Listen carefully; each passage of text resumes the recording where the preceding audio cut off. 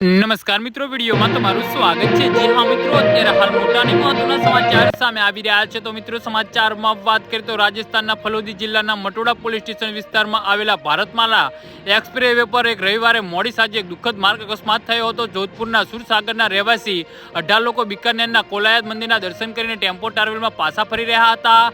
હનુમાન સાગર ચોકડી પાસે ઝડપગતિએ આવતી ટેમ્પો ટ્રાવેલ અચાનક પાર્ક કરેલા ટ્રક સાથે અથડાઈ ગઈ હતી, જેમાં 15 લોકોના ઘટના સ્થળે જ મોત થયા છે। જી હા મિત્રો, અત્યારે હાલ મોટા અને દુઃખદ સમાચાર સામે આવી રહ્યા છે।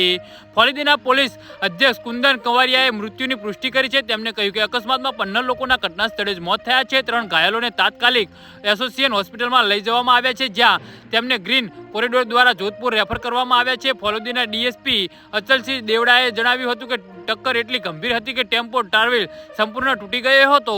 ટેમ્પો ટ્રાવેલની સીટો અને લોખંડના ઘણા મૃતદેહો ખરાબ રીતે ફસાઈ ગયા હતા અને પોલીસ અને સ્થાનિકોએ તેમને કાઢવા માટે સંઘર્ષ કરવો પડ્યો હતો।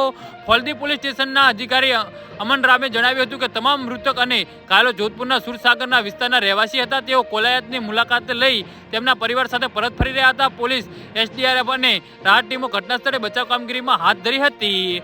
જી હા મિત્રો, તો આના વિશે તમારું શું કહેવું છે તો નીચે અમારી કમેન્ટ બોક્સમાં જરૂરથી જણાવજો અને અમારી યુટ્યુબ ચેનલને સબસ્ક્રાઇબ કરવાની ભૂલતા નહીં। વિડીયો પૂરો જોવા બદલ તમારો ખૂબ ખૂબ આભાર।